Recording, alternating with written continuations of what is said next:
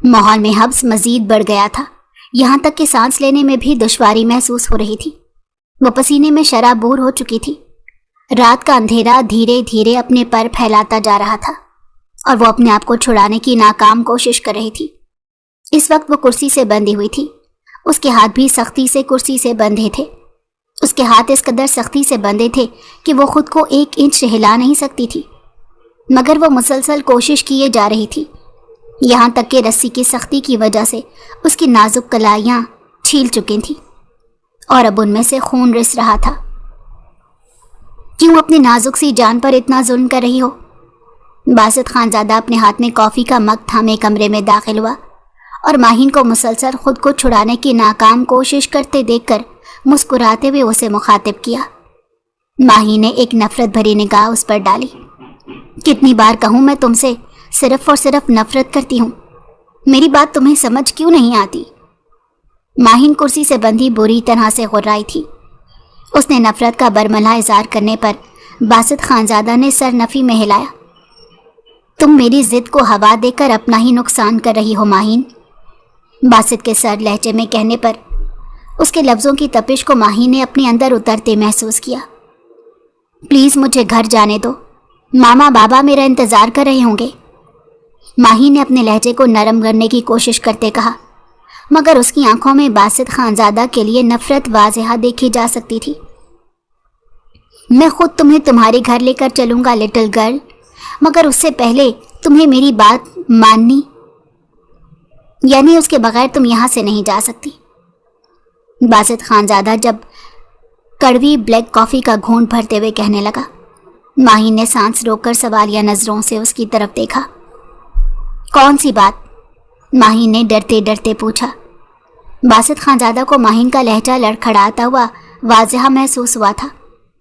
तुम्हें मुझसे निकाह करना पड़ेगा, उसके बगैर तुम यहाँ से नहीं जा सकती। बासित ने मुस्कुराकर कहते माहिन के सर पर बम फोड़ा। माहिन आंखें फाड़े हैरानी से उसे देख रही थी। वो इंतहाई इत्मीनान से उसके सामने खड़ा था। ये तुम क्या कह रहे हो? मैं किसी भी कीमत पर तुमसे निकाह नहीं करूँगी। मैं नफरत करती हूँ तुमसे, तुम्हें एक बार समझ क्यों नहीं आती? माहिन गुस्से से बोलते बोलते रो दी। उसकी आंखों से आंसू सैलाब की मानिंद बहने लगे थे। बासित खानजादा ने आगे बढ़कर आराम से माहिन के रस्सी से बंधे हुए हाथ खोले और अफसोस से माहिन के सुर्ख कलाइयों की तरफ देखा, जिनमें से खून रिस रहा था, जबकि माहिन हैरानी से बासित की तरफ देख रही थी, जो पथरीले तासुरात के साथ उसकी कलाइयों को देख रहा था। अगर तुम मुझसे शादी नहीं करना चाहती तो कोई बात नहीं, मुझे बगैर निकाह के तुम्हारे करीब आने में कोई एतराज़ नहीं। बासित ने उसकी कलाइयाँ छोड़ी और उसे कमर से थाम कर अपने करीब किया। माहिन खौफ और दहशत से बासित को देखने लगी। सब्ज आंखें खौफ से फैल गई थीं। उस पर जैसे सख्ता सा तारी हो गया था। मैं तो ये निकाह तुम्हारे लिए करना चाह रहा था कि शायद तुम्हें निकाह के बगैर मेरे करीब आने में एतराज़ हो, मगर अब मुझे लग रहा है तुम्हें बगैर निकाह के मेरी कुर्बत से कोई एतराज़ नहीं होगा। बासित ने उसके चेहरे पर आई लटों को नरमी से उसके जिस्म के पीछे अड़ाते कहा। बासित के पुरतपिश लम्स पर माहिन का सख्ता टूटा और वो हकीकत की दुनिया में वापस आई। तुम मेरे साथ ऐसा क्यों कर रहे हो? मैंने क्या बिगाड़ा है तुम्हारा? माहिन ने खुद को उसकी कुर्बत से छुड़ाने की कोशिश करते कहा, मगर बासित ने उसे मज़ीद खुद से करीब किया, यहाँ तक कि उसकी गर्म सांसें माहिन का चेहरा झुलसाने लगी। तुमने सबके सामने मुझे रिजेक्ट किया था, मेरी मोहब्बत को ठुकराया था, मेरी बेइज्जती की थी। तुम क्या समझ रही थी बासित खानजादा अपनी बेइज्जती को इतनी आसानी से भूल जाएगा? अब जब तक मैं तुम्हें अपना नहीं बना लूँगा, मैं चैन से नहीं बैठूँगा। जब तक तुम्हारे वजूद पर अपने वजूद की छाप नहीं छोड़ूंगा, मुझे चैन नहीं मिलेगा। और उसके लिए अगर मुझे हद से गुजरना भी पड़े तो मैं गुजर जाऊंगा। और उसके लिए मुझे निकाह की ज़रूरत नहीं। निकाह तो मैं बस तुम्हारे लिए कर रहा था, लेकिन मुझे लगता है तुम्हें भी निकाह की कोई ज़रूरत नहीं। फिर ठीक है, ऐसा ही सही। बासित ने उसकी गिर्द लिपटा दुपट्टा उसके वजूद से खींचकर दूर फेंका था। माही ने अजियत से आंखें मींच लीं। बासित की मजबूत गिरफ्त में माहिन का पूरा वजूद लरस रहा था। उसके नाजुक से जान की लरजाहट को बासित बखूबी महसूस कर सकता था। ठीक है, मैं तुमसे निकाह के लिए राजी हूँ, माहिन ने कांपती हुई आवाज़ में कहा। माहिन का इकरार सुनकर बासित के चेहरे पर मुस्कुराहट फैली और वो एक झटके से माहिन से दूर हुआ। गुड गर्ल, उसने आहिस्तगी से माहिन का गाल थपथपाया और ज़मीन पर पड़ा उसका दुपट्टा दोबारा से उठाकर उसके वजूद के गिर्द लपेटा। माहिन एक बार फिर शिद्दत से रो दी, मगर उसका सर झुका हुआ था। वो जैसे टूट सी गई थी। ये वही जानती थी कि उसने कितना मजबूर होकर इस निकाह के लिए हामी भरी थी। माहिन और बासित खानज़ादा एक ही यूनिवर्सिटी में पढ़ते थे। बासित खानज़ादा फाइनल ईयर में था, जबकि माहिन अभी फर्स्ट ईयर में थी। दोनों का ही डिपार्टमेंट सेम था, जब भी अक्सर उन दोनों का आमना सामना होता रहता। मगर माहिन और बासित की कभी बात नहीं हुई थी और ना ही माहिन को बासित से बात करने में कोई दिलचस्पी थी। बासित खानज़ादा एक अमीर और बिगड़ा हुआ लड़का था। यूनिवर्सिटी की हर लड़की का बासित खानज़ादा पर क्रश था। हर कोई उसकी वजीह शख्सियत पर मरता। बासित खानज़ादा पूरी यूनिवर्सिटी में फ्लर्ट और लड़कियों से दोस्ती करने वाला मशहूर था। इसी वजह से वो माहिन को बिल्कुल भी पसंद नहीं था। वो रोज़ ही किसी न किसी लड़की के साथ देखा जाता और माहिन को वैसे भी उसमें कोई दिलचस्पी नहीं थी। वो अपने काम से काम रखती। वैसे भी उसे यूनिवर्सिटी आने की इजाज़त बड़ी मुश्किल से मिली थी। उसके बाबा उसे यूनिवर्सिटी भेजने के हक़ में बिल्कुल नहीं थे। अब वो माहिन की शादी करना चाहते थे। उन्होंने दूर के रिश्तेदारों में माहिन की मंगनी भी कर दी थी, मगर उन लोगों के लिए शादी के लिए 2 साल का वक्त मांगा था। इसीलिए माहिन ने बहुत जिद करके यूनिवर्सिटी में दाखिला लिया। उसी रात माहिन के मंगेतर का उसके पास फ़ोन आया। माहिन, तुमने यूनिवर्सिटी में दाखिला क्यों लिया, जबकि तुम जानती भी हो कि मुझे पढ़ी लिखी लड़कियां बिल्कुल पसंद नहीं? मुनव्वर ने रूखे लहजे में माहिन से कहा। माहिन खुद पर जब्त करके रह गई। पहले ही उसकी मंगनी मुनव्वर से उसकी मर्जी के खिलाफ हुई थी और अब उसका यूं रोक टोक करना इसे एक आंख नहीं भाया। मुनव्वर मामूली तालीम याफ्ता था। वो मैट्रिक करते ही अपने अब्बू की दुकान पर बैठने लगा, इसलिए वो माहिन के मज़ीद पढ़ने के खिलाफ था। तालीम हासिल करने में क्या बुराई है? तालीम तो इंसान को शऊर देती है। माहिन ने ठंडी सांस भरकर उसे कहा। मुझे ज़्यादा समझाने की ज़रूरत नहीं और ना ही मुझ पर अपनी तालीम का रोब झाड़ने की कोई ज़रूरत है। मैं तुम जैसी लड़कियों को बहुत अच्छे से जानता हूँ कि यूनिवर्सिटी जाने के बहाने क्या करती हो। मुनव्वर ने इंतहाई बदतमीज़ी से माहिन से कहा और फ़ोन काट दिया, जबकि माहिन कितनी ही देर फ़ोन हाथ में पकड़े बैठी रही। वो यकीन नहीं कर पा रही थी कि उसके मंगेतर ने उससे इस लहजे में बात की है। मंगनी के बाद से उन दोनों की पहली बार बात हुई थी और माहिन ये बात समझ चुकी थी कि मुनव्वर के साथ उसकी ज़िंदगी कितनी मुश्किल होने वाली थी, मगर इसमें उस रिश्ते से इनकार की बिल्कुल हिम्मत नहीं थी। माहिन ने अपने चेहरे पर हाथ फेरकर खुद को कंपोज करना चाहा, मगर उसकी आंखों में बार बार आंसू आ रहे थे। उसे रह रहकर मुनव्वर का जिल्लत भरा रवैया याद आ रहा था, मगर वो किससे कहती? उसकी सुनने वाला कोई नहीं था। उसे भी शायद अपनी माँ की तरह की ही जिंदगी गुजारनी थी। माहिन ने ठंडी सांस भरकर आसमान की तरफ देखा। माहिन ने बचपन से लेकर आज तक अपनी माँ को अपने शौहर के सामने खामोश खड़ा ही तो देखा था। उसके बाबा जब चाहते अपनी बीवी को कटहरे में खड़ा कर दिया करते, फिर वो लाख सफाइयाँ देती, वजाहतें पेश करती, उन पर कोई असर नहीं होता था। जब तक वो अपनी बीवी की तजलील ना कर लेते, उन्हें रुला ना देते, वो चैन से नहीं बैठते थे। ये सब देखकर माहिन का दिल कटता था, मगर वो अपनी माँ के लिए कुछ नहीं कर सकती थी, क्योंकि उसमें इतनी हिम्मत नहीं थी कि वो अपने बाबा के सामने खड़े होकर कुछ कह सकती। हमेशा बाप के साए से भी डर कर उसने ज़िंदगी गुजारी थी, और जब उन्होंने इसकी शादी मुनव्वर से करने का फ़ैसला किया, माहिन तब भी कुछ ना बोल सकी। हालांकि वो मुनव्वर से शादी नहीं करना चाहती थी। उसे मुनव्वर के कम पढ़े लिखे होने पर कोई एतराज़ नहीं था, उसे मुनव्वर की सोच पर एतराज़ था, उसके हद तक आमेज़ रवैये पर एतराज़ था। माहिन ने कभी खुद के लिए बोलना सीखा ही नहीं था, हमेशा उसकी आवाज़ को दबा दिया गया। اس لیے وہ یہ کڑوا گھونٹ پی گئی تھی اور نہ چاہتے ہوئے بھی منور سے منگنی کرنے پر راضی ہو گئی۔ وہ جانتی تھی کہ اسے منور سے شادی کے بعد ہمیشہ گھٹ گھٹ کر رہنا پڑے گا۔ اس کی زندگی بھی اس کی ماں جیسی ہوگی۔ جب چاہے اس کا شوہر اسے کٹہرے میں کھڑا کر دے گا، پھر وہ لاکھ وضاحتیں دے گی مگر صحیح ہو کر بھی غلط قرار دی جائے گی۔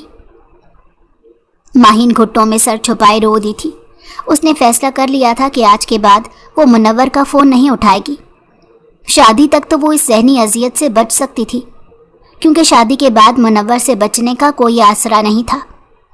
ماہین کو کبھی کبھی اپنا گھر جیل کی مانند محسوس ہوتا، جہاں وہ کھل کر سانس بھی نہیں لے سکتی تھی۔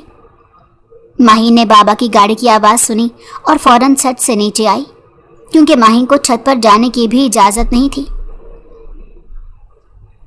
ماہین یونیورسٹی کے گراؤنڈ میں بیٹھی کتابوں میں سر دیے پڑھ رہی تھی، جب اس سے کچھ فاصلے پر اپنے گروپ کے ساتھ بیٹھے باسط خانزادہ کی نگاہ اس پر پڑی اور پھر جیسے پلٹنا ہی بھول گئی۔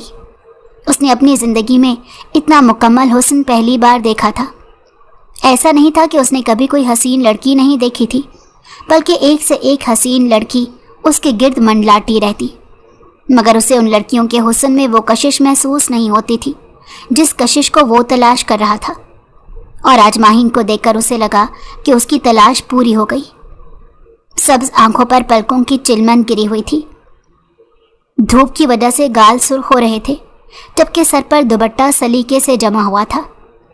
باسط نے گہری نظروں سے ماہین کو دیکھا، مگر ماہین کی توجہ اس پر بالکل نہیں تھی، بلکہ وہ اپنی ایک اسائنمنٹ میں الجھی بیٹھی تھی۔ کچھ دیر بعد ماہین وہاں سے اٹھ کر چلی گئی، جبکہ باسط کی خاموش نظروں نے اس کا پیچھا کیا۔ اس نے پہلی بار ماہین کو دیکھا تھا اور اس کے حسن کے سحر میں گرفتار ہو گیا۔ پھر یونیورسٹی میں سارا وقت وہ گم سم رہا، اس کا کسی بھی چیز میں دل نہیں لگ رہا تھا۔ وہ یونیورسٹی سے گھر کے لیے نکل گیا، حالانکہ سب لوگوں نے لنچ کے لیے ریسٹورنٹ جانے کا پلان کیا تھا، مگر اب اس کا ذہن بھٹک گیا تھا۔ اگلے دن بھی وہ یونیورسٹی آ کر ماہین کو ہی تلاش کر رہا تھا۔ اس نے ماہین کے بارے میں ساری معلومات نکلوا لی تھی۔ اسے ماہین کا نام بھی آج ہی معلوم ہوا تھا۔ آج بھی وہ گراؤنڈ میں بیٹھی ہوئی تھی جب باسط اس کے سامنے آ کر بیٹھا۔ ماہین نے حیرانی سے سر اٹھا کر اسے دیکھا، جبکہ باسط کی مسکراتی ہوئی نظریں اس پر جمی ہوئی تھی۔ ماہین کی آنکھوں میں ابھرتے سوالیہ تاثرات کو باسط نے بہت اچھے سے محسوس کیا۔ میں تمہیں کافی دن سے دیکھ رہا ہوں، تم ہمیشہ اکیلی ہوتی ہو، تمہاری کوئی دوست نہیں؟ باسط نے دوستانہ لہجے میں اسے مخاطب کیا۔ ماہین نے سہم کر ارد گرد دیکھا، مگر کوئی ان دونوں کی جانب متوجہ نہیں تھا۔ باسط کے اس طرح سے مخاطب کرنے پر ماہین ڈر گئی تھی۔ وہ فوراً اپنی کتابیں سمیٹ کر اپنی جگہ سے اٹھی۔ باسط اس کے اس طرح سے گھبرا جانے پر کچھ حیران سا ہوا۔ اس کے آس پاس جتنی بھی لڑکیاں تھیں وہ سب بولڈ تھیں، مگر اسے اپنے سامنے بیٹھی لڑکی بہت خوفزدہ اور حیران سا نظر آئی۔ اپنی کتابیں سمیٹ کر ماہین وہاں سے جا چکی تھی، جبکہ باسط حیرانی سے اسے جاتا دیکھتا رہا۔ یہ سچ تھا کہ باسط ماہین سے دوستی کرنا چاہتا تھا، اس کے ساتھ کچھ وقت گزارنا چاہتا تھا، مگر ماہین کا اس طرح سے کترا کر گزر جانا اسے ایک آنکھ نہیں بھایا۔ وہ کافی دیر تک وہیں بیٹھا ماہین کے بارے میں سوچتا رہا، مگر اس نے ہمت نہ ہارنے کا فیصلہ کیا۔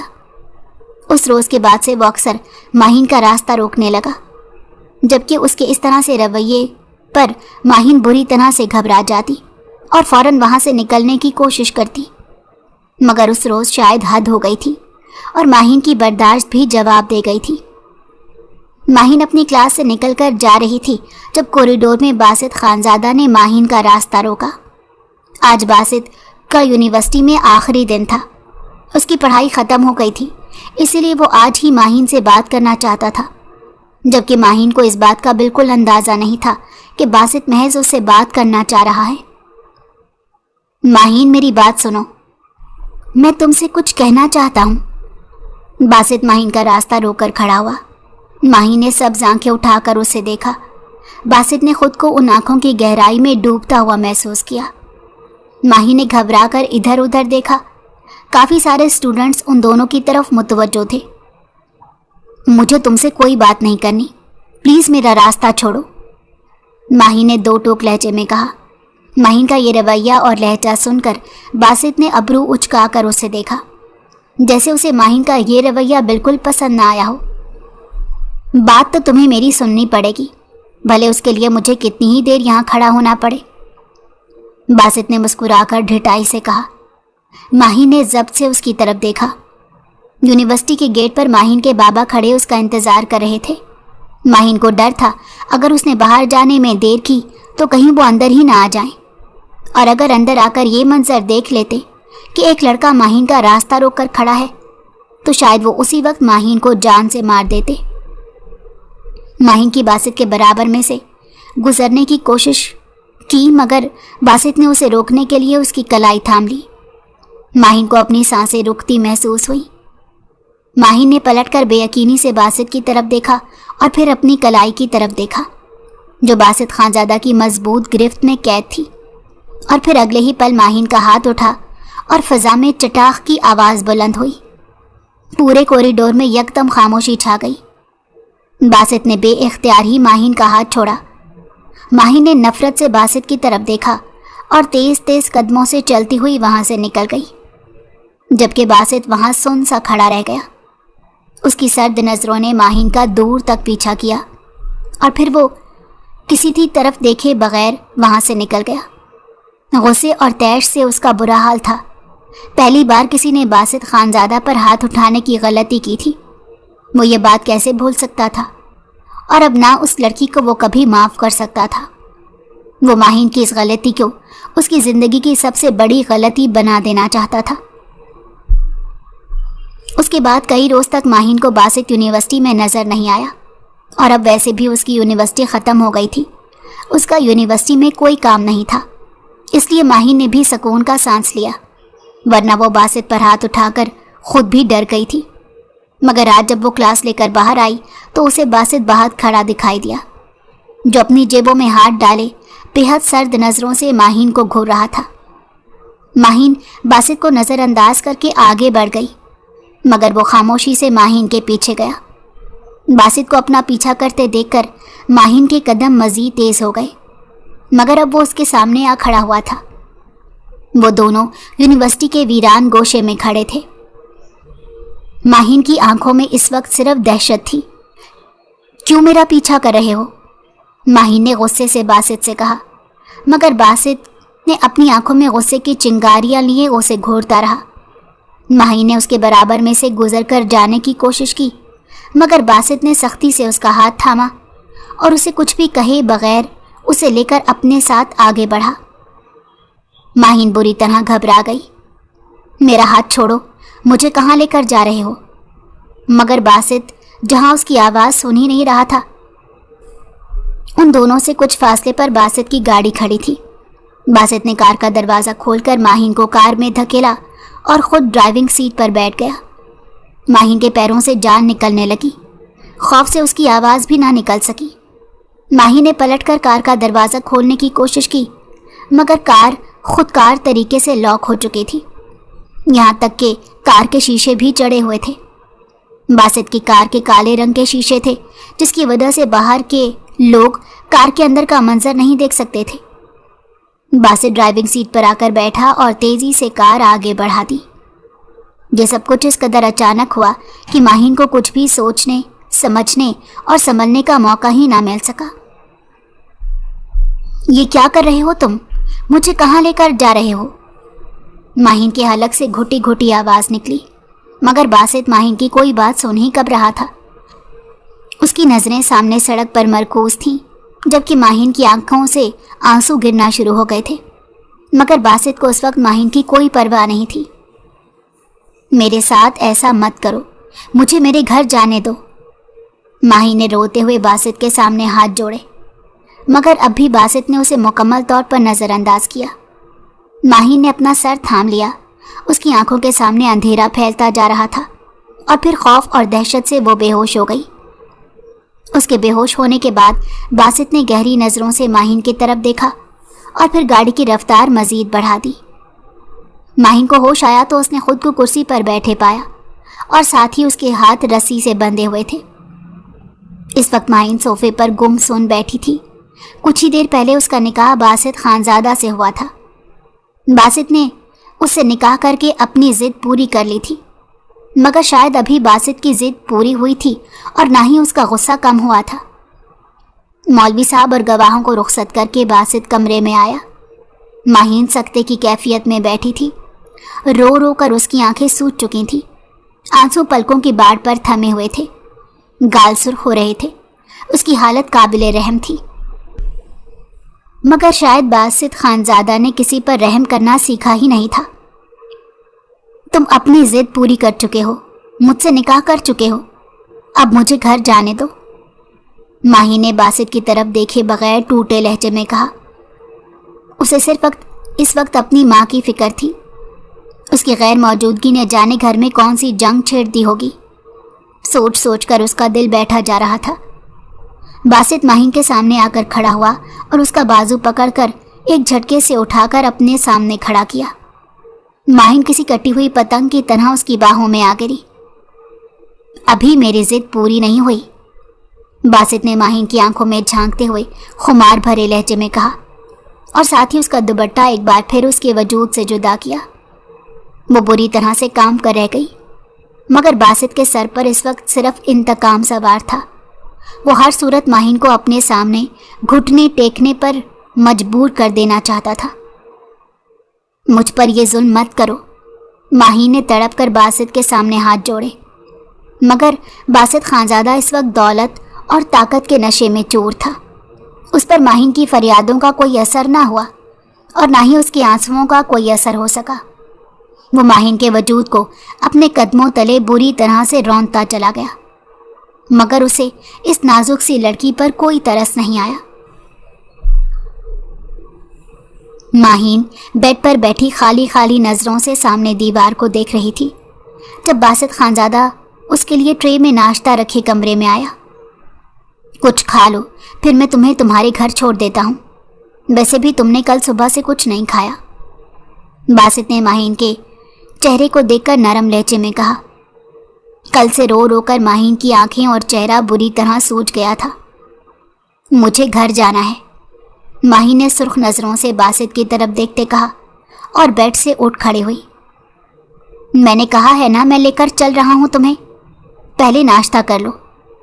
बासित ने एक बार फिर नरम लहजे में उसे मुखातिब किया, मगर माहिन उसकी बात सुन ही कब रही थी।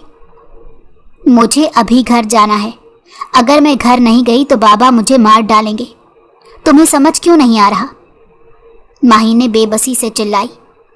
बासित ने ठंडी सांस भरकर उसे देखा। इस वक्त माहिन की हालत ऐसी थी कि वो कुछ भी समझने के काबिल नहीं लग रही थी। इसीलिए बासित ने माहिन की बिखरी हुई हालत की तरफ देखा और जाने क्यों उसकी हालत से नजरें चुराई। ठीक है, आ जाओ। बासित ने मजीद उसे फोर्स नहीं किया। माहिन फौरन बासित के पीछे चली गई। वो खाली खाली नजरों से सड़क पर दौड़ती गाड़ियों को देख रही थी। बासित की नजरें बार बार उसकी जानिब उठ रही थी, मगर वो खामोश था। कुछ ही देर के बाद वो दोनों माहिन के घर के बाहर मौजूद थे। माहिन कुछ भी सोचे समझे बगैर गाड़ी से सरहद से उतरी और अंदर की जाने बढ़ी। घर का दरवाज़ा खुला हुआ था। माहिन राहदारी अबूर करते जैसे ही लाउंज में पहुंची, सभी घर वाले उसे देखकर बेख्तियार अपनी जगह से खड़े हुए। माहिन रोते हुए अपनी माँ की सिमत पड़ी, मगर जवाद साहब उन दोनों के दरमियान आकर खड़े हो गए। उनके चेहरे पर पथरीले तासुरात छाए हुए थे और आंखें गुस्से से सुर्ख हो रही थीं। उन्होंने खा जाने वाली नज़रों से माहिन को देखा। कहाँ से आ रही हो और किसके साथ आ रही हो? जवाद साहब ने एक एक लफ्ज़ चबा कर कहा। माहिन का दिल रुक सा गया। वो बाबा, माहिन ने थूक निकलते कुछ कहते अल्फाज ढूंढने की कोशिश की। बताओ मुझे, किसके साथ मुंह काला करके आ रही हो?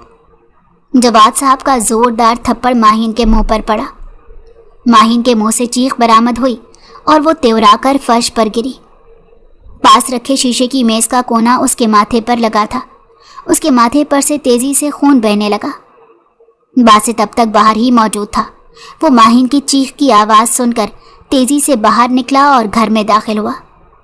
سامنے کا منظر دیکھ کر اس کے پیروں تلے سے زمین نکل گئی۔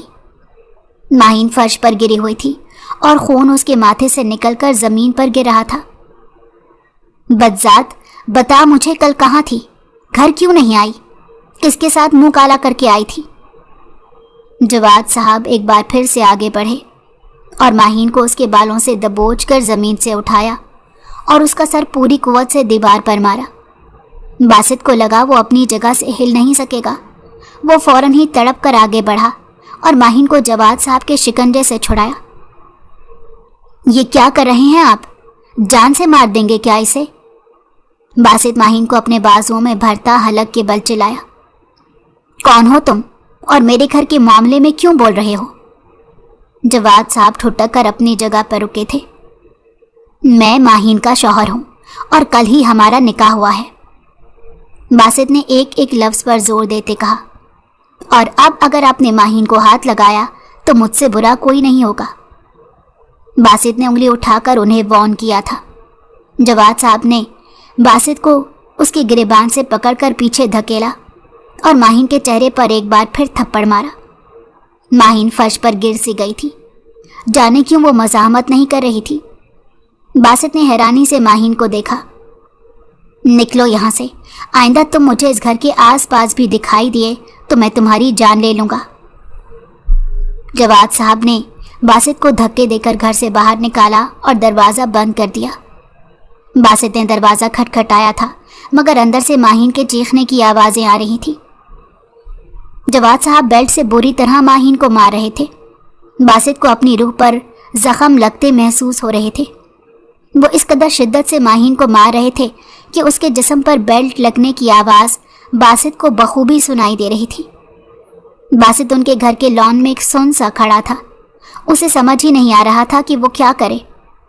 آخرکار ماہین کی چیخوں کی آواز آنا بند ہو گئی مگر اس کے جسم پر لگنے والی بیلٹ کی آواز مسلسل آ رہی تھی۔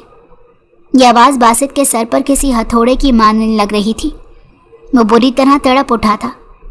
باسط نے ان کے گھر کا دروازہ توڑا اور ایک بار پھر سے لاؤنج میں داخل ہوا۔ اس نے فرش پر بے ہوش پڑی ماہین کو دیکھا اور پھر جواد صاحب کو دیکھا جن کا غصہ ابھی بھی کم نہیں ہوا تھا۔ ایک کونے میں ماہین کی ماں سہمی ہوئی کھڑی تھی۔ باسط نے اپنی جیب سے پستول نکالی اور اس کا رخ جواد صاحب کی طرف کیا۔ اگر آپ اپنی جگہ سے ایک قدم بھی آگے بڑھے تو میں یہ ساری گولیاں آپ کے سینے میں اتار دوں گا۔ باسط نے سرد لہجے میں انہیں دھمکی دی تھی اور ماہین کو اپنے بازوؤں میں اٹھایا تھا۔ یہ میری بیوی ہے اور اگر آئندہ آپ مجھے اس کے آس پاس بھی دکھے تو مجھ سے برا کوئی نہیں ہوگا، باسط نے خون جما دینے والے لہجے میں کہا اور ماہین کو اپنے بازوؤں میں اٹھائے تیزی سے گاڑی کی طرف آیا۔ اس نے ماہین کا بے ہوش وجود گاڑی کی پچھلی سیٹ پر ڈالا اور تیزی سے گاڑی آگے بڑھا دی۔ وہ اسے لے کر اسپتال پہنچا تھا اور اسے ایمرجنسی میں داخل کروایا۔ ڈاکٹر باسط کا دوست تھا اس لیے اس نے فوراً ہی ماہین کو دیکھا۔ ایک پل کے لیے وہ بھی دنگ رہ گیا۔ اس نازک سی لڑکی کی حالت اتنی بری تھی کہ وہ کسی بھی لمحے موت کے منہ میں جا سکتی تھی۔ ماہین کو اسپتال داخل ہوئے آج 5واں روز تھا مگر اسے ابھی تک ہوش نہیں آ سکا تھا۔ باسط کچھ وقت کے لیے بھی اس کے پاس سے نہیں گیا۔ 5 دنوں سے وہ اسی حلیے میں ہسپتال میں موجود تھا۔ اسے کچھ ہوش نہیں تھا۔ ماہین کی حالت اب خطرے سے باہر تھی مگر اس کے سر پر گہری چوٹ لگی تھی جس کی وجہ سے وہ ہوش میں نہیں آ پا رہی تھی۔ باسط ان 5 دنوں میں سب کچھ بھلا بیٹھا تھا۔ اس نے جتنی دعائیں ماہین کی زندگی کے لیے کی تھی شاید کبھی نہیں کی تھی۔ اس نے اپنی زندگی میں کبھی نماز نہیں پڑھی تھی مگر ان 5 دنوں میں اس نے ایک وقت کی نماز بھی قضا نہیں کی۔ اس نے تہجد میں ماہین کی زندگی کے لیے دعائیں مانگی تھی اور آخرکار اس کی دعائیں قبول ہو گئیں۔ 6 دن دوپہر کے وقت ماہین کو ہوش آیا۔ باسط نے بے اختیار سکون کا سانس لیا۔ ڈاکٹرز نے کہا تھا کہ وہ مزید 2 دن ماہین کو انڈر آبزرویشن رکھیں گے، اس کے بعد ماہین گھر جا سکتی ہے۔ باسط اسی وقت سجدے میں گرا تھا۔ اس تمام عرصے میں وہ اپنے ضمیر کی عدالت میں کھڑا رہا تھا اور خود کو رہ رہ کر لعنت ملامت کر رہا تھا۔ آخر کیوں وہ غصے میں اس قدر اندھا ہو گیا कि उसने एक मासूम लड़की की जिंदगी बर्बाद कर दी। वो लड़की उसकी वजह से जिंदगी और मौत की जंग लड़ रही थी। बासित को एक पल के लिए लगा जैसे वो उसे खो चुका है। उसका दिल उछलकर हलक में आ गया था, मगर फिर माहीन को होश आया तो उसे सुकून का सांस आया।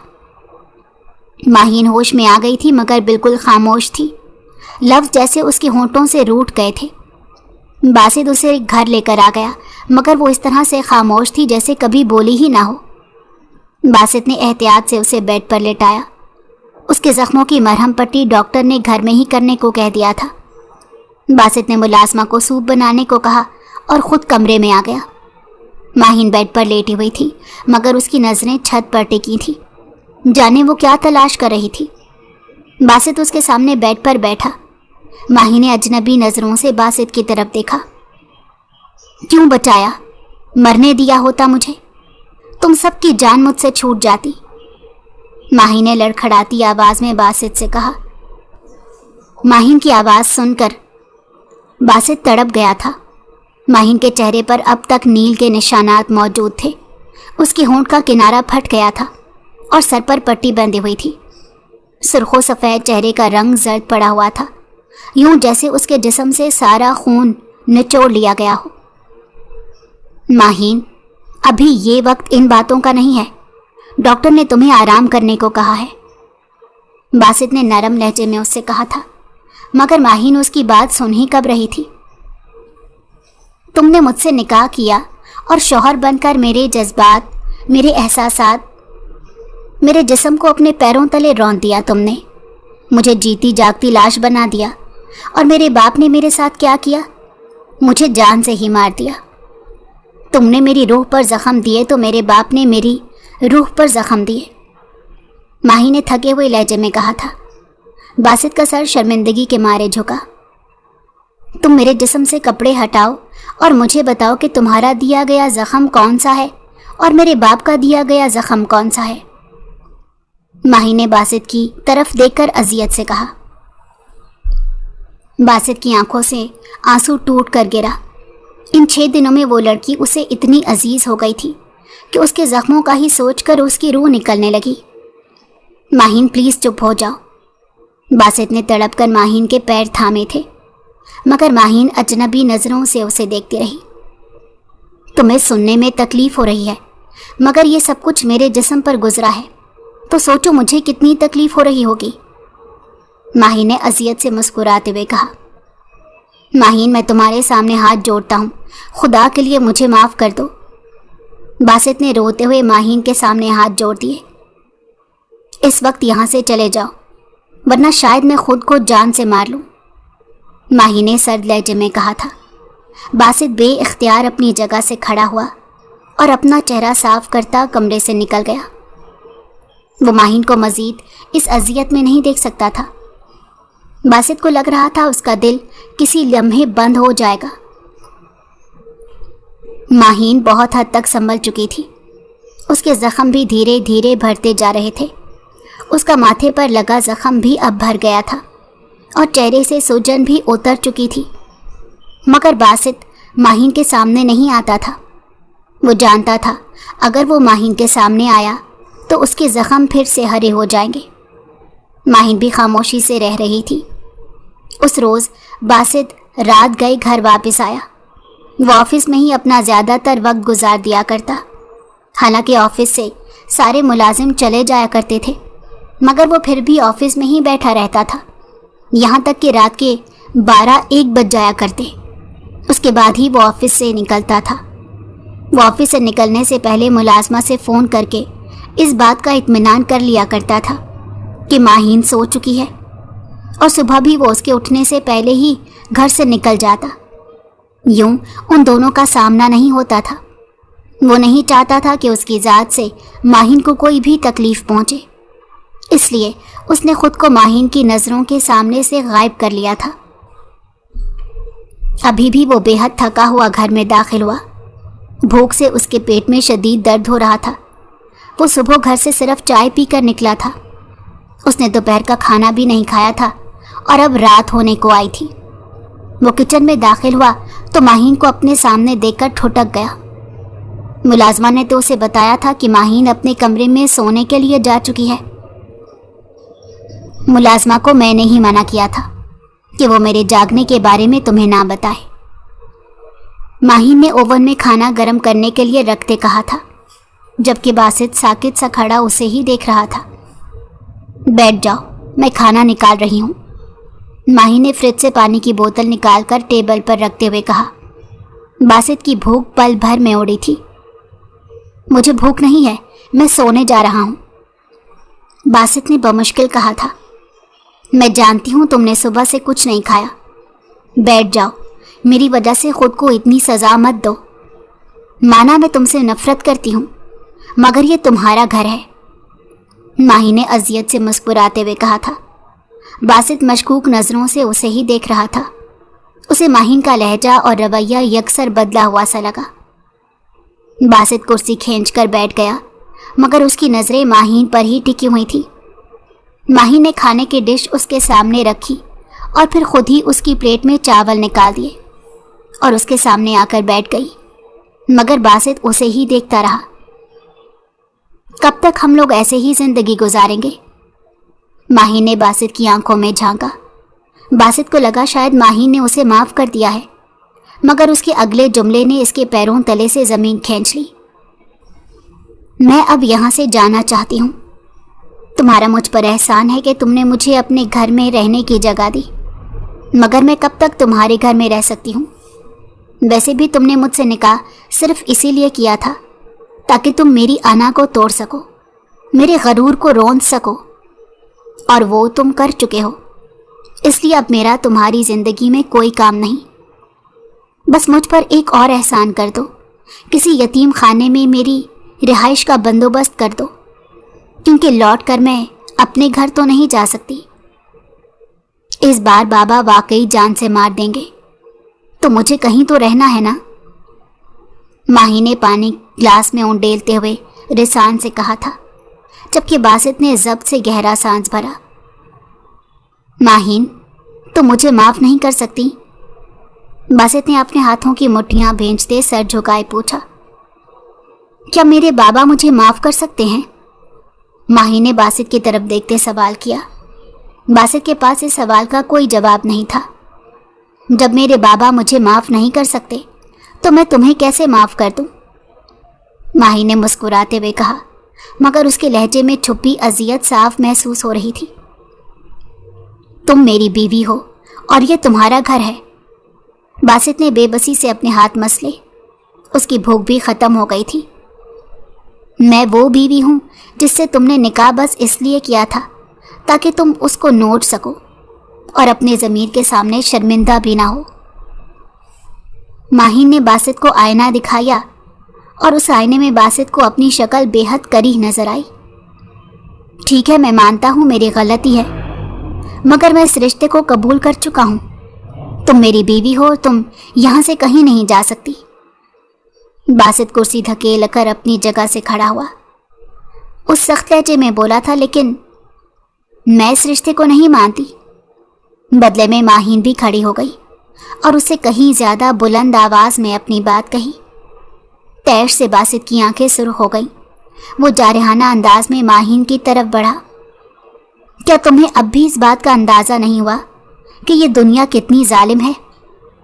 फिर तुम किसके बलबूते पर यहाँ से जाने का सोच रही हो? अगर तुम मेरी शक्ल नहीं देखना चाहती तो ठीक है, मैं इस घर से चला जाता हूँ।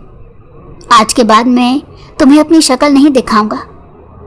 मैं जानता हूँ मेरी गलती है और मैं अपनी गलती का खमियाजा भुगतने को तैयार हूँ, बासित ने जब्त से कहा और किचन से निकलकर अपने कमरे में चला गया, जबकि माहीन बनी खड़ी रह गई।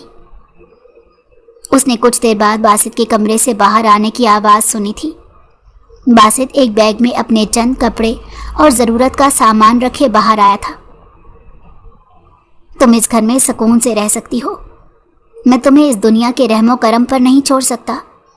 मैं अपनी आखिरी सांस तक अपनी की गई गलती की सज़ा भुगतने को तैयार हूँ, बासित ने माहीन की जानिब देखे बगैर कहा और घर से निकल गया, जबकि माहीन सुन खड़ी रह गई।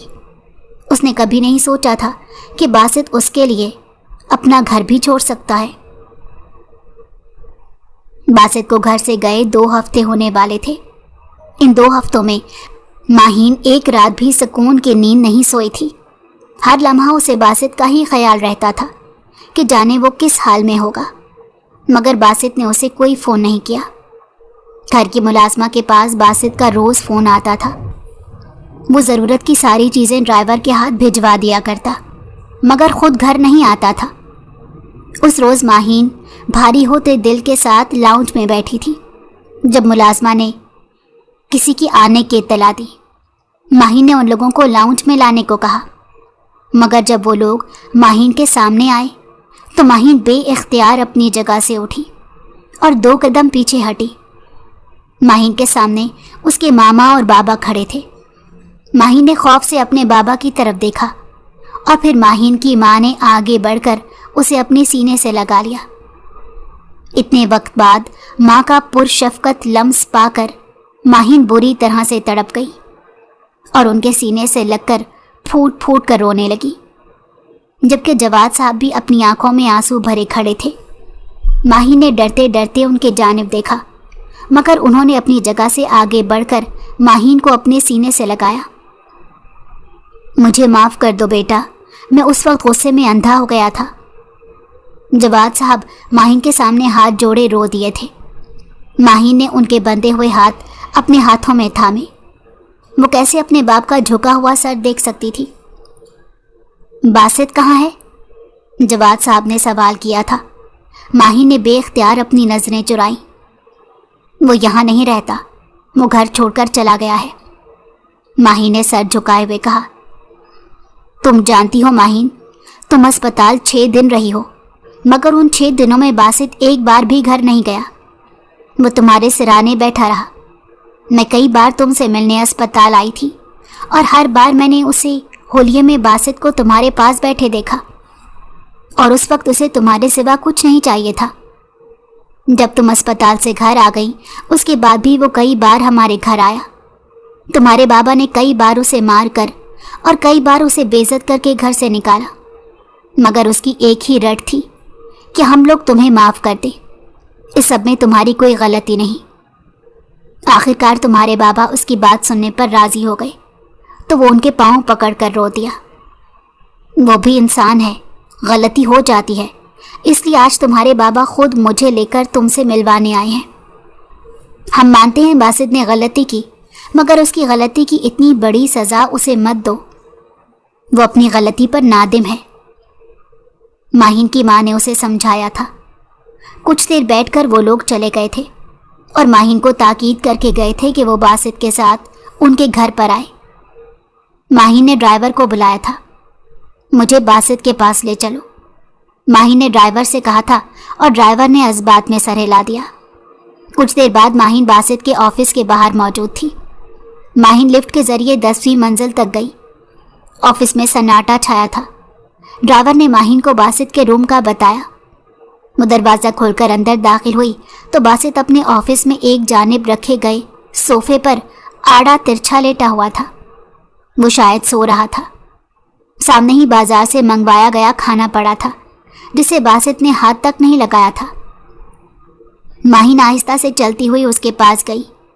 باسط نے سوتے میں کسی کی موجودگی محسوس کر لی تھی۔ اس نے فوراً آنکھیں کھول کر دیکھا، سامنے ماہین کھڑی تھی۔ باسط کو اپنی آنکھوں پر یقین ہی نہیں آیا۔ وہ بے اختیار اپنی جگہ سے کھڑا ہو گیا۔ ماہین نے آگے بڑھ کر باسط کے سینے پر سر رکھ دیا، جبکہ باسط پتھر کا ہوا۔ ماہین پھوٹ پھوٹ کر رو دی تھی، جبکہ باسط کی آنکھوں سے آنسو نکل کر ماہین کے بالوں میں جذب ہو رہے تھے۔ دونوں ہی اپنی جگہ خاموش تھے، مگر ان دونوں کے آنسو بہت کچھ کہہ رہے تھے، بہت سی داستانیں بیان کر رہے تھے۔